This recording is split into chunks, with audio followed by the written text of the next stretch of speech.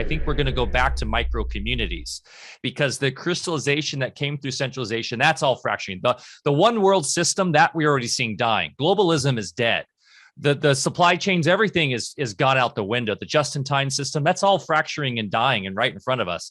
So I think having this sensibility where you need to get to a place where you can have community have your back.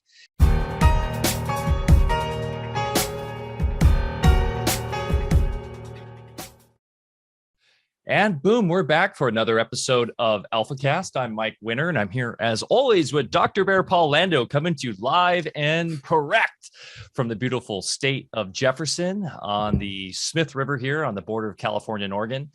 We are so pumped for the fall, even though it's been a little chilly, which should be fitting for today's guest, David DuByne from Adapt 2030. This is going to be a great one.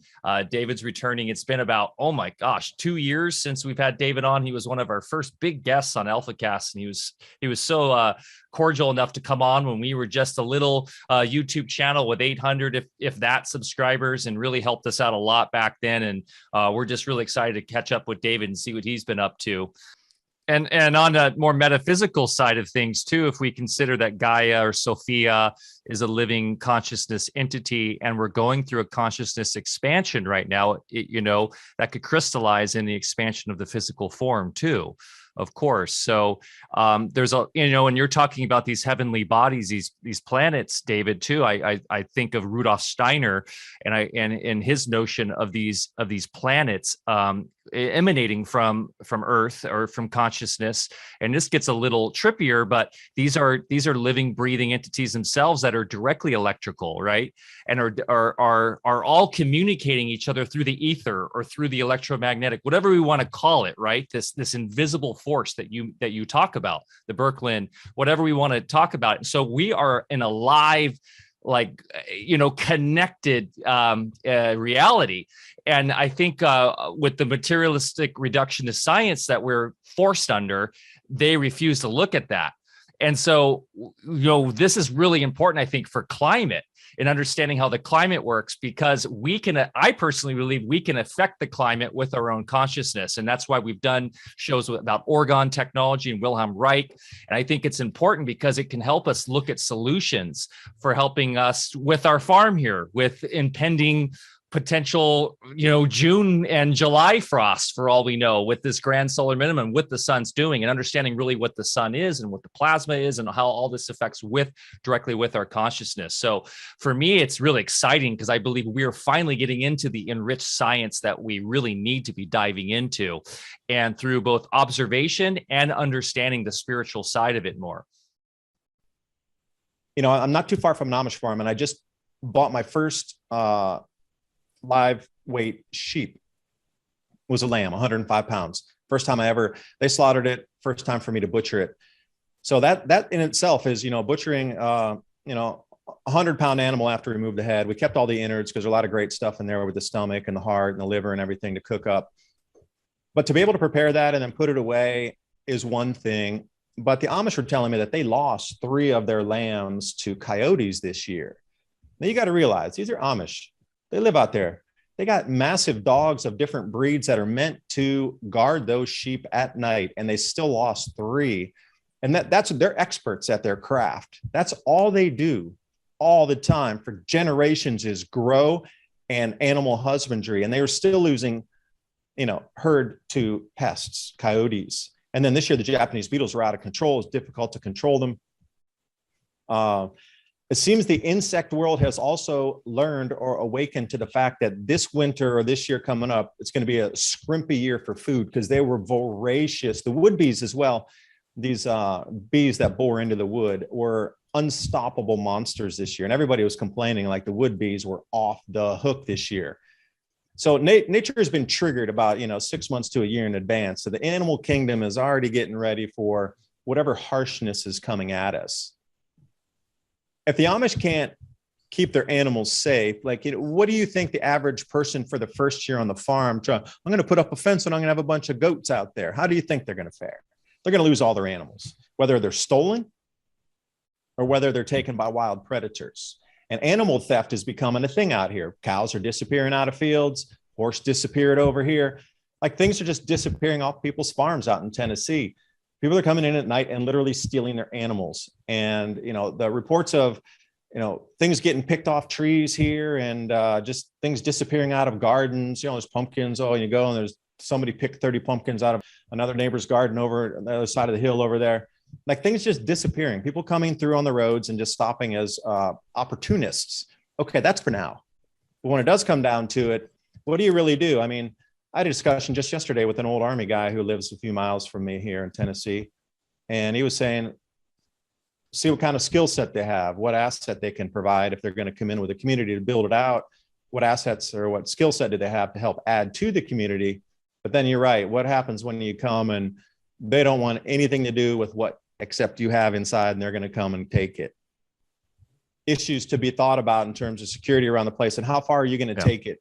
How far are you going to take it? Because they are not going to stop until they get what is ever in your place. That includes people. So are you're really going to have to make some seriously on the second spot choices here. Yeah, I think one great solution to this, and we're seeing it into some respects here. We had a slew of thefts here in the summer. Oh, you did too. Yeah, happening here. And actually, it was automobiles being stolen and things that were really doesn't happen here. So what did they do? What happened here? A community galvanized, came together, came up with solutions, community watch. And I think one thing that's important to stress here is the power of community. And the idea of being a lone wolf is not viable. Mm-mm. And so that whole concept of being the lone wolf, gunman, on survival prepper, that has to go out your consciousness right away. It's going to be, I think, a combination of decentralization with the ability to barter and have your own means of doing commerce, right? And that can be in pockets throughout the whole world by using digital, but then two, having communities. And I think that has to relate to this new age of the Aquarian mindset. I think we're going to go back to micro communities because the crystallization that came through centralization, that's all fracturing. The one world system that we're already seeing dying. Globalism is dead. The supply chains, everything is gone out the window. The just-in-time system, that's all fracturing and dying and right in front of us. So I think having this sensibility where you need to get to a place where you can have community have your back. And that's what we really promote here with AlfaVedic. And we're seeing, while Barre is mentioning, we do have some of that Silicon Valley type coming in, buying stuff sight unseen. We also have a huge bit of our community moving up here. And what we really like is the idea of being sovereign on your own land in a community where sovereigns connect. And so it's like, hey, what are you really good at doing? Well, I'm really good at growing hemp. And hemp, I think, is a great, by the way, you're talking about soy and stuff. And Lee in here was mentioning, because he's in Asia, how hemp has become a great solution for soy. But having that ability to be like, okay, you focus on that. We're going to focus on this. We'll work together and we'll have our confederation here in our locality in the United States. That's why Barre and I like to focus on counties versus states, because you have a sheriff. And if you're in a place that has a sheriff that has your back, you have now a much more stratified defense mechanism than looking at it in a broader state. But that being said, we're also more fan of having your own sovereign land than like the commune idea, because I've seen the commune idea fracture and be weird, and people get upset and disoriented from you're not doing enough. So we did a 3-part series, David, on land patents, because that's like an extremely important aspect moving forward, having the sovereignty on your land to protect from seizure and capture, because as the Agenda 2030 to the Adapt 2030, but the Agenda 2030 plan, which is they know this is coming. So they're trying to get everyone in these cities, right, to get everybody into a centralized system where they can force you to eat bugs and all that. The counter to that is by being decentralized, but also being in communities that are rural and that are robust in our sovereignty. By the way, when you were talking about food and all that, in terms of the bugs and that, you know what the number one thing in Silicon Valley is now? The number one like development with companies is food, is synthetic food creation. That is like the number one thing that Silicon Valley is focused on right now. So that'll tell you something. But yeah, but that's how AlfaVedic is going about it. Are you seeing that in your neck of the woods? I mean, you're obviously connecting with neighbors. Are you having, I mean, that seems like a positive thing that's happening as people are coming together in these places and working with each other on solutions in that idea. Yeah, and the synthetic food, don't they have to have a base input of ingredient in the beginning to even construct those foods? And where's that going to come from? Yeah, exactly. So that's what gets creepy, right? It's like, what are they doing in those labs? There, a lot of them are carbon based. Where are they getting that carbon from, or where are they getting, the core constituents of that food? That's a great point. Are we looking at potentially like a sci-fi film, like what was it called? Green, Soylent Green. Soylent Green.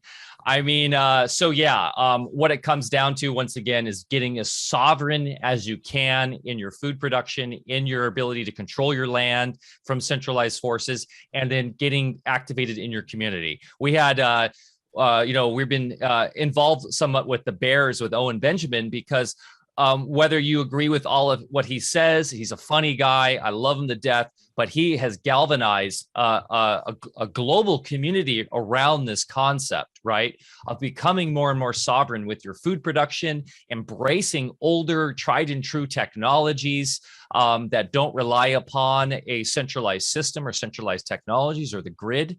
And while I am not a Luddite, and I believe in the ability for technologies as a tool to help us, I also very much appreciate tried and true stuff. Like my wife just got back from visiting family in Santa Barbara and brought back an 1889 food mill from her great-great-grandmother. And I'm telling you, Bear, this thing's like 100 pounds. I mean, they just don't make stuff like this anymore. So being able to embrace those old technologies is extremely important as well. And we just need to be with it. We need to help each other out and really get as sovereign as we can be. Yeah, well, I will tell you, one of the ends here, at least I joined the Beekeepers Association. And, people who are keeping bees, and plus I got 3 hives out here. And then the person who's mentoring me also has 5 hives out here, because I have a pretty 23 acres in the back. So getting into a local community that's already involved in some sort of animal husbandry, beekeeping, or gardening itself. And then there's a lot of, 3% groups that are around here, especially with the EMT training and sort of thing like that. So there's many ways to put your fingers into where you want to be and meet some of the right people. Now, my next step is trying to find people who can come out here every single month, teach me about wild foraging as we walk around and make a food map of the land month by month, season by season. That way we know we have a full working supermarket up here in the forest that we can walk around. But to find these types of people, I'm having difficulty. People who really know the true knowledge of wild foraging that can almost identify everything that's in this area, and then spend the time to roll around with your bumbling, what's this, what's that?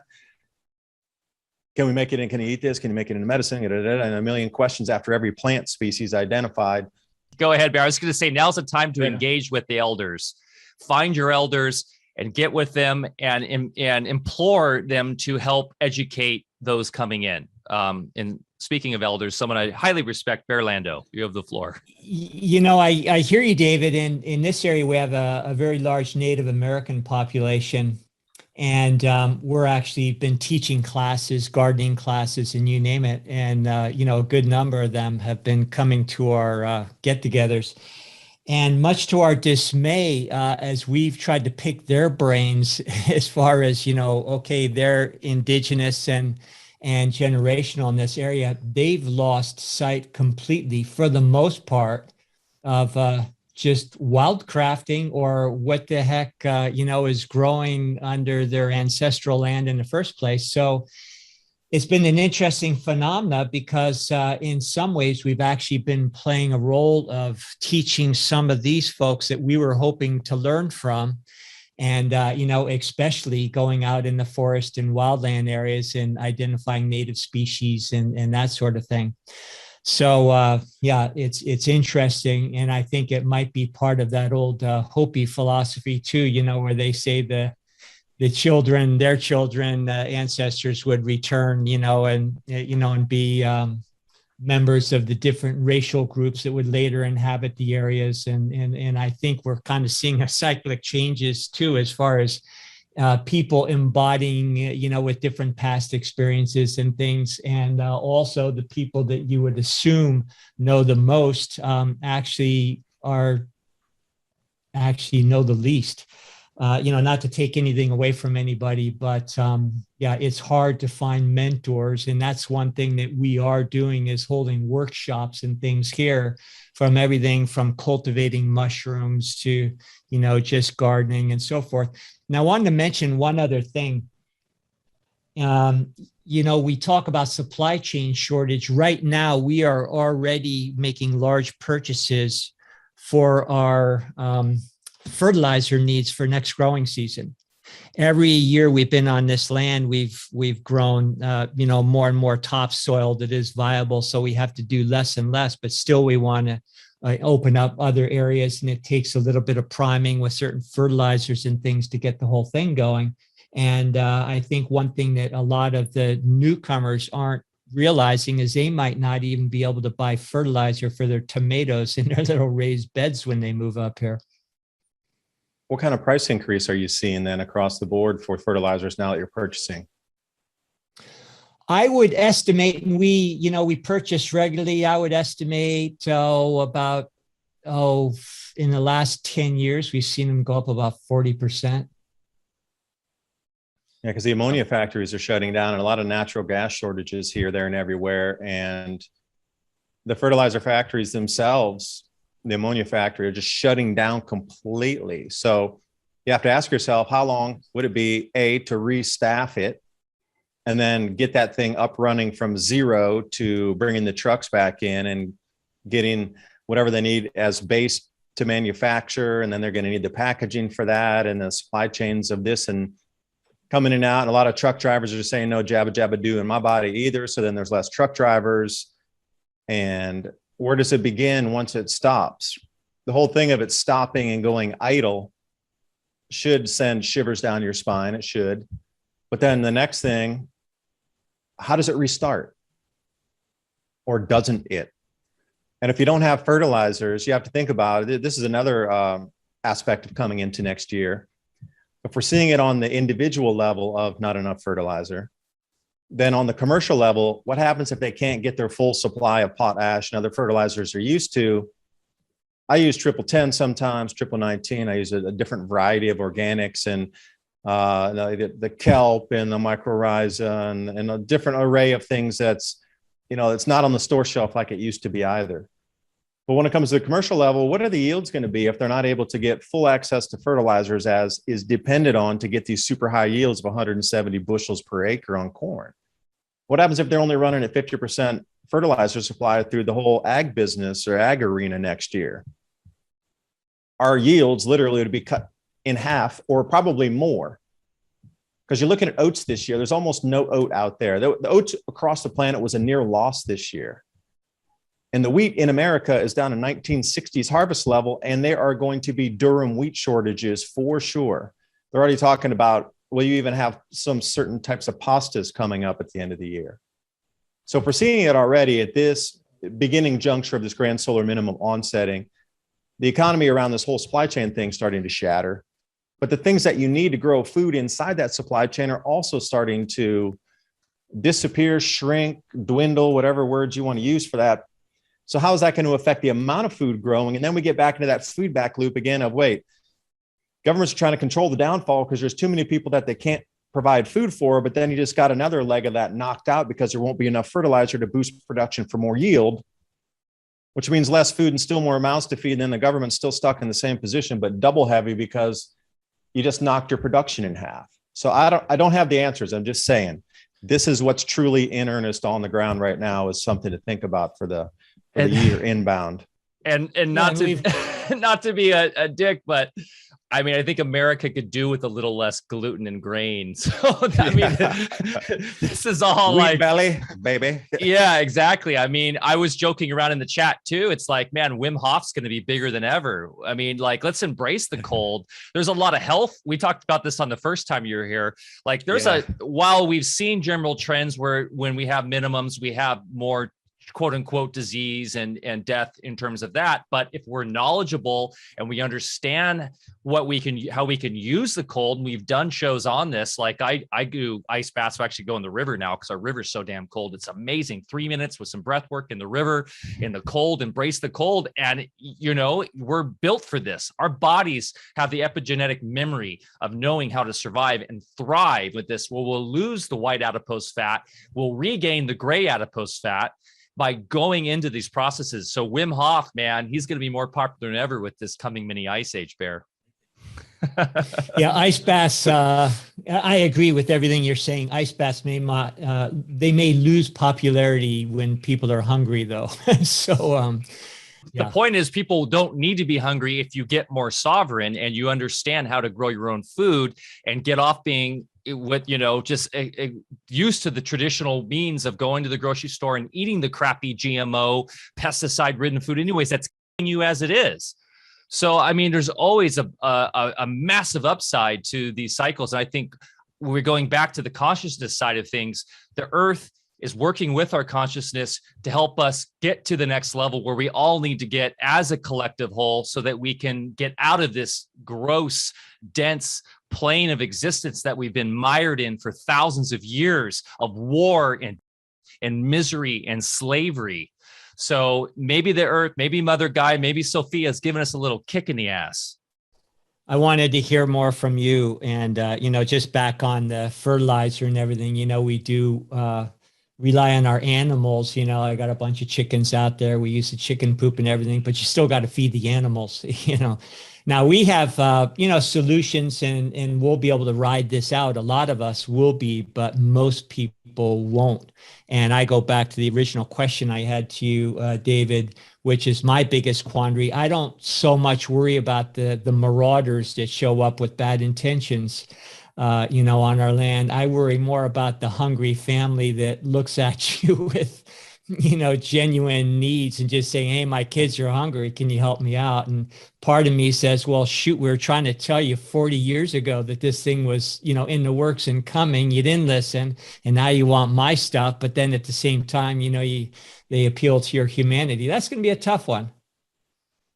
Yeah. Amish had the same exact conversation with, when we were slaughtering the lamb, and then, they wanted to do something with the pelt. So while we were, getting the pelt off there and taking the organs out and putting them in a bucket and thing, he was saying the same thing. The Amish really understand that when this thing goes down, thousands and thousands of people are going to come rushing out to their farm. They're on 500 acres, not too far from here. But the average city person knows countryside's safe, all the food's out there. But then the average person knows way more. David's little tiny 20-acre farm over there probably doesn't have nearly as much food as the Amish do down there, because the Amish, they grow food. They have 500 acres. They must have enough for everybody. We'll just go and buy it. And the Amish guys I was talking to were like, nope, we're going to just close up shop. We're going to drop a log out the front gate. We know they're going to walk over that. And the best we can do is, like the Bible says, help your brethren in need, and that shall come back to you. And they're going to live by that principle of those in need. They're going to help, because they do believe that giving that sustenance and that life-giving force is going to come back to them in many different ways. Instead of, like you say, that lone gunman on a hill going, no, you're not taking any of my stuff. I need my other can of peas that I saved from 1957. That's not going to work. But they have it already under, and I had an interesting discussion with about cryptocurrency with the Amish over there, because they're very aware of what's going on. Don't delude yourself that they don't have access to any electrical devices and they live like they. No, they're very super intelligent and understand what's going on, and they need to understand it to survive and continue the world that they have. And they understood cryptocurrency as being a direct threat to anything cash-based that they operate in. So they're trying to figure it out in these next couple of years. What happens when crypto dominates and we do go away to a cashless culture? How are they still going to exist on a cash basis only culture? And I said, hey, I got a few rounds of silver. I'll be happy to trade you some silver for your food. But they say, yeah, you're one guy, you got a little silver. But what about everybody else who's going to come in? Hey, you take my apple, you take it. No. So they're thinking about bartering, and they already realize that most people are coming to consume their goods, won't have any barterables or tradables, but they're in a conundrum too. But going back to that whole thing, what's going to happen with the families at the front door? I'm going to have to ask myself the same thing, because I just don't know. You can expect it. That's the whole thing. expect it to happen. It's not going to happen. It is going to happen. If you're living in the countryside, at some point in the next year, somebody is going to come knocking on your door hungry. And I pushed that timeline to say a year because a lot of things are starting to fail now, and the failures they're speeding up on the second failure. So the first failure might have taken 6 months, but the second set of failures has taken 2 months. And the third set of knock-on effects is going to take a month. And then we start to get into this then it'll be 2 weeks, then it'll be a week, and then it'll be happening every day where there'll just be complete breakdown. And, we're starting to see it everywhere from not enough workforce out there to keep bare minimum going. And I'm wondering what's going to happen, excuse me, with the grain shipments, because grain on rail is the most stable amount of business for any grain or rail shipper anywhere. It's always grain. So what happens if, excuse me, if they have to get jabba-dabba-doo because it's a government contract like BSNF, they got a government contract. None of those guys want that thing. Then what? Even your deliveries stop. People are going to come knocking. Cities are not going to be filled again. Yeah. And once again, I think the solution is community, and this does get very spiritual, right? And in terms of, and I wasn't trying to just be a hard ass with that. I think it's trying to be basically letting people know, like, and this is what we do on our platform. And this is why we do a festival about solutions, is like waking people up in the cities to understand it's like, it's time to get sovereign. It's time to start seeing this. But when they do come, if you have a community that is growing in abundance, to support those people and bring them in if you can. Now, if you've got roving gangs coming in and it's turning into something that's very, dangerous, you got to start wondering what's obviously the corporate governments are projecting this stuff out. So they have things in place too. So you got to wonder what are they going to allow to happen? What's going to be working there? The military going to come in? So there's a lot of different things at play. So I don't know. I think a great strategy is, once again, just get crystallized with your community and understand that we're in very spiritual times. And I do agree, with the Amish there. It's like, you're going to be better by growing more and trying to support those people than trying to battle them. But also it does make sense, like where our farm is, where you can kind of shut off from the world and make it very difficult for people to get to you. Be in places where it's pretty rough. Like there's only one highway to really get to our town. And then it's just a bunch of backwoods, Forest Service roads. And we've talked in our town about what we do with that. But still doesn't mean people aren't going to get here. So yeah, I mean, these are all really, really tough questions to answer, David. I agree. What about the tax man? Either the property tax itself in the county, or if you owe income tax and they put a lien on your property, and then at some point they'll be like, all right, if you owe over this much on a lien, we're confiscating everything because we're going into a hyperinflationary event.